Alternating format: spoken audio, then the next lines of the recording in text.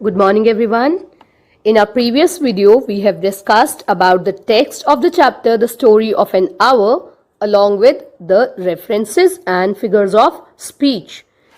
By the end of this video, you will be able to learn the title of the chapter, The Story of an Hour, learn about the concept of feminism in the story, and learn about the characters of the story.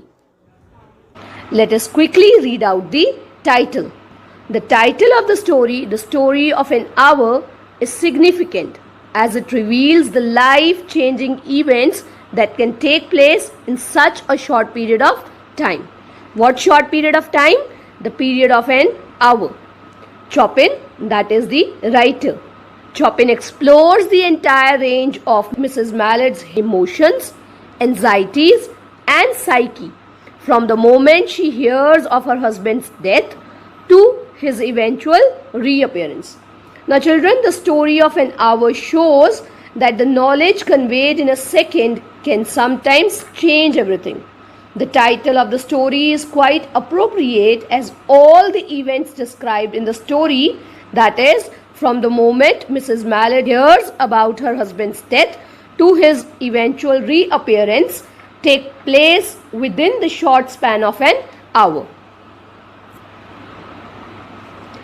It is the hour following the news of her husband's death that Mrs. Mallard feels what she has never felt before. What has she never felt before? She has never felt before the freedom. She enjoys her new self. This particular 1 hour gives her what she always yearned for. And what was that? That was freedom. Those specific 60 minutes, 1 hour, transform her and extend her vision of her life. She is now able to see beyond her confined marriage life. That 1 hour shows her a long procession of years to come that would belong to her absolutely. She will not have to bend herself to anybody's will. She can live the way she wants to live. Now, children, Mrs. Mallard receives the news of her husband's death in a train accident. She cries her eyes out and then she goes to her room to be with herself. She seems to be preoccupied and absent for a few minutes, but then she reconciles herself to the new life. She feels that she is now a liberated woman, master of her own will. The title is both apt and suggestive. In 1 hour, her freedom has been won and lost. The story of an hour is the story of numerous women who silently bear the domination and entrapment in their marriages, but whose escapes could be short-lived at best. Now, children, we know that the title is suggestive. How? Because it underlines the elasticity and flexibility of the time. In a long span of time, nothing happens, and this stretched period becomes boring and even tiring. But in a short span of time, life may undergo a drastic change. And also the story of an hour, tells about a huge number of women who may be bearing the domination of their husbands, who may be in the clutches of matrimony, whose escape could be just short-lived.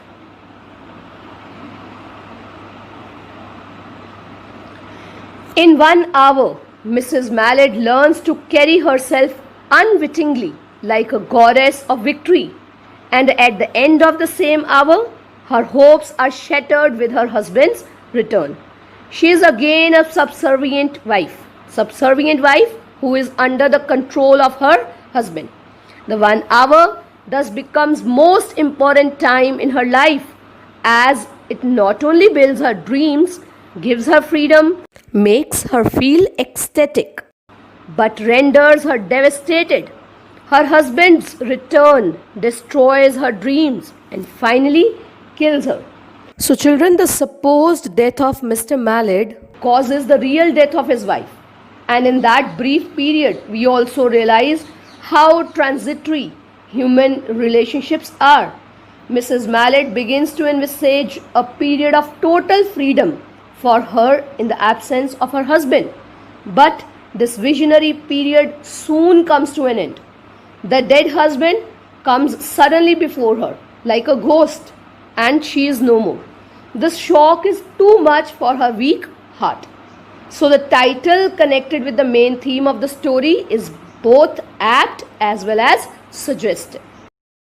Let us now discuss about feminism in the story of an hour.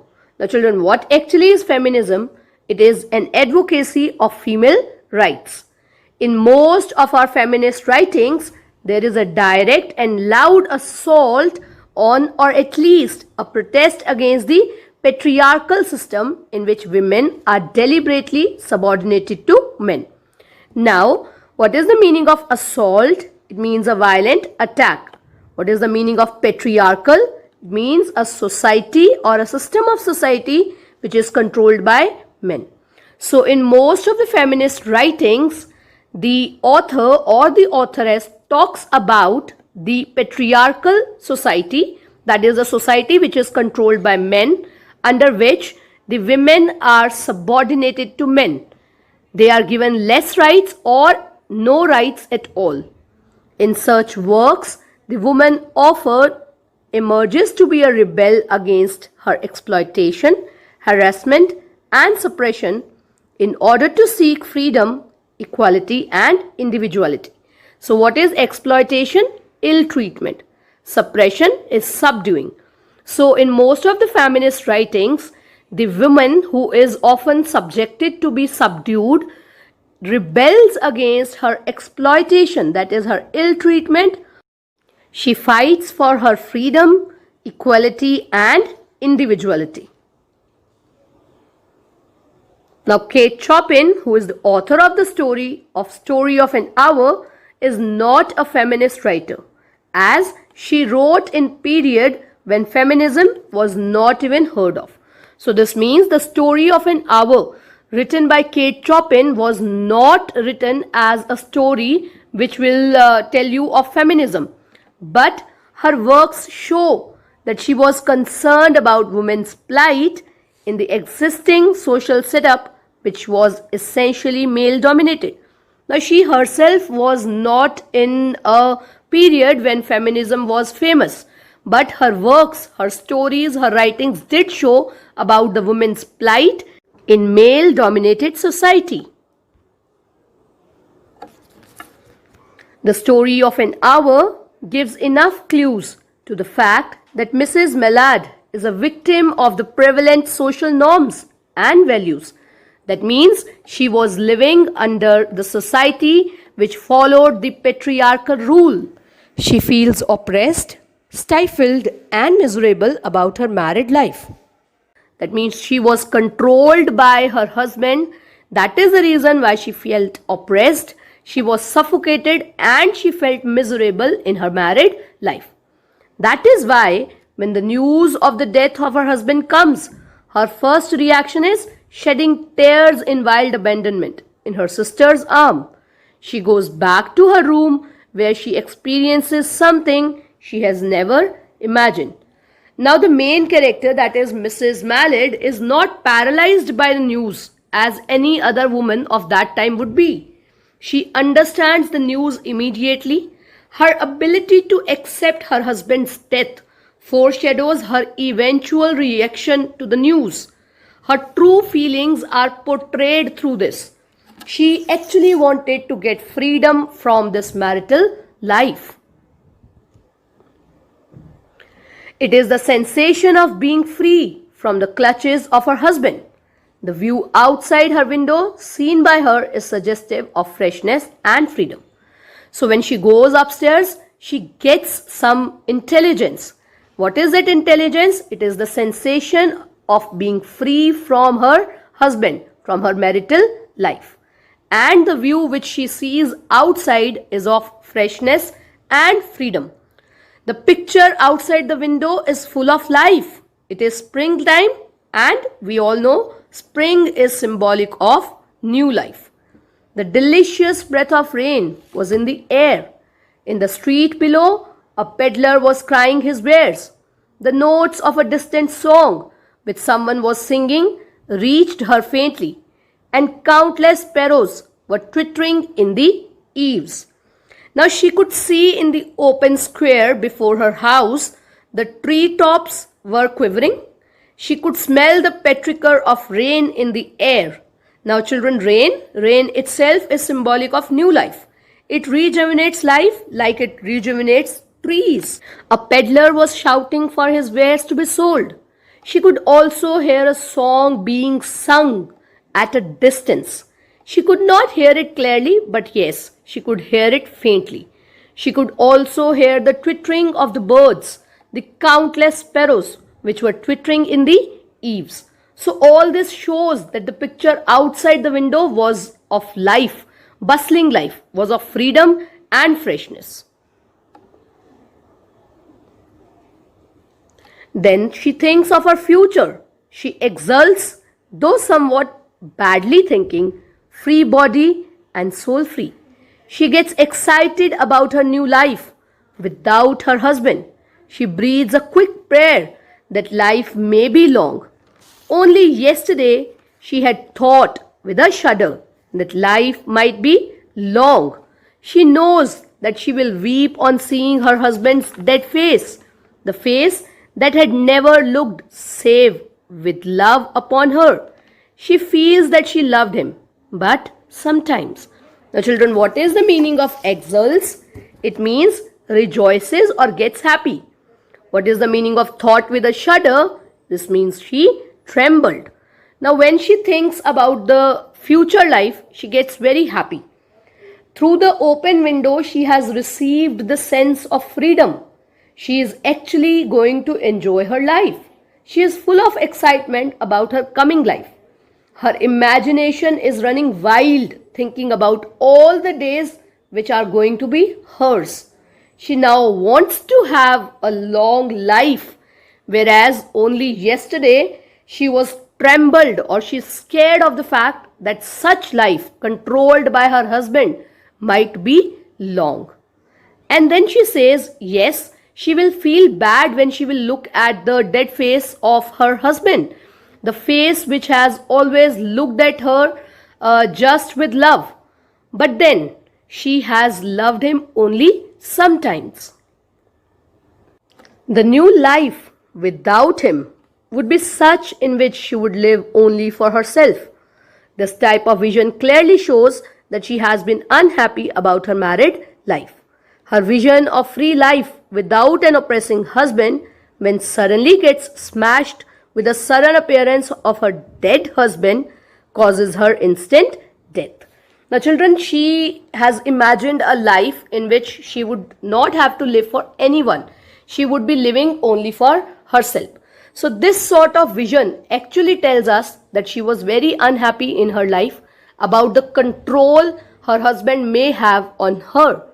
So this vision of free life suddenly gets shattered just because her dead husband arrives or reaches home, and seeing him, she dies instantly. The doctors call it a death caused by excessive and sudden joy that shocked her weak heart. Now that she was a weak patient, a heart patient, so when she died, the doctors thought that she died because of heart disease, because she was overjoyed on seeing her husband alive.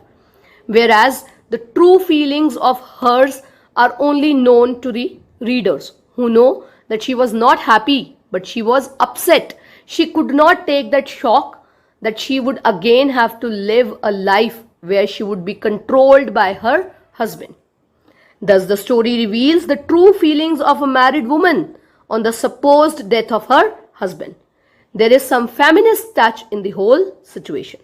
So though the author has not directly talked about feminism, yet the story has a little touch of feminism, which talks about the oppression, the subduing and submissiveness of the women in the patriarchal society. Let us now read about the character sketches. Let us discuss about the protagonist of the story, Louise Mallet. The protagonist of the story, Louise Mallet, was known simply by her married name, Mrs. Mallet, in the beginning. This line itself tells that Mrs. Mallet had no identity of her own. She was not even known by her own name. She was known by the name of her husband, that is, she was called Mrs. Mallard. She was a woman who suffered from a heart trouble and was described as young with a fair, calm face, whose lines bespoke repression and even a certain strength. Now, children, what is the meaning of repression? It means suppression. Now, that woman actually had heart trouble, but she was very young, she was fair, she had calm face, but her lines on the face, that is the facial lines, told that she was suppressed. Yet there was some certain strength in the lines of her face. A woman trapped in marriage. Mrs. Mallard was an unhappy woman trapped in an unhappy marriage. Unable to free herself from her relationship with Bentley, she endured it. So she was just bearing the marital life which she was not happy in, maybe because of the over control of her husband. At the news of her husband's death, though she cried at once with a sudden wild abandonment, not for a moment she wanted him back. Yes, when she heard the news of her husband's death, she did cry, but she did not want him back in her life at all. She was so dominated and enslaved that all she saw beyond that bitter moment, which bitter moment? The death of her husband, when she would see the dead body of her husband, a long procession of years that would belong to her absolutely.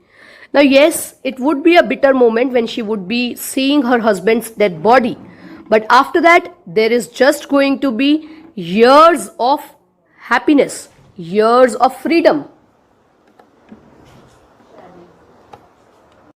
A woman ahead of her times. Louise Mallard was a woman ahead of her times.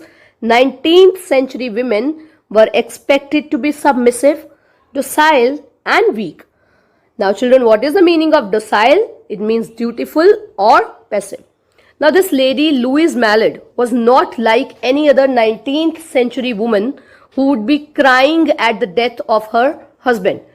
Obviously, during that time when the women were weak, when the women were submissive, if they had heard the death of their husband, or if they had got to know that their husband had died, they would only be paralyzed. They could not take the shock. But this lady took the shock and she grasped this news very quickly.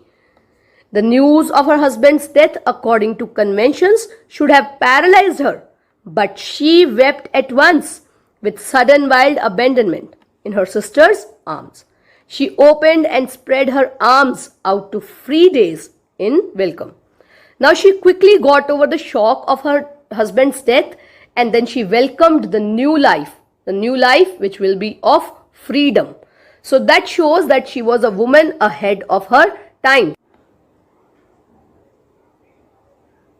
It is true that she did not dislike Bentley and considered his death to be a bitter moment, but nothing could compensate Louise for the freedom that she lost by marrying.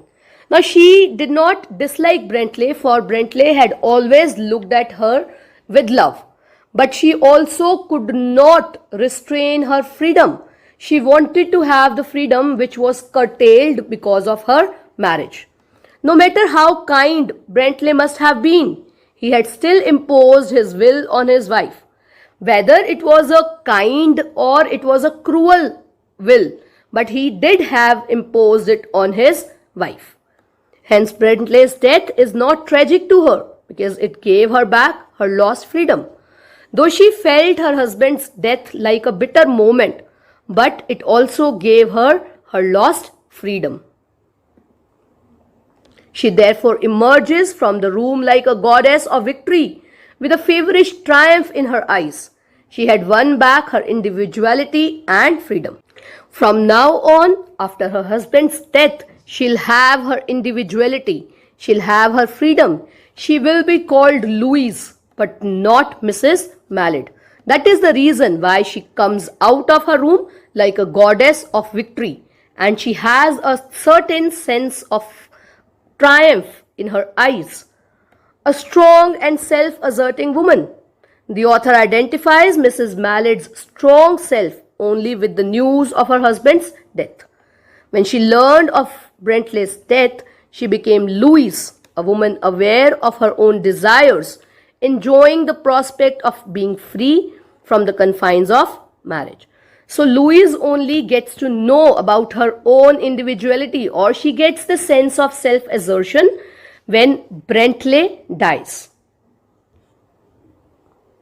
She was beginning to recognize this thing that was approaching to possess her, and she was striving to beat it back with her will, as powerless as her two white slender hands would have been.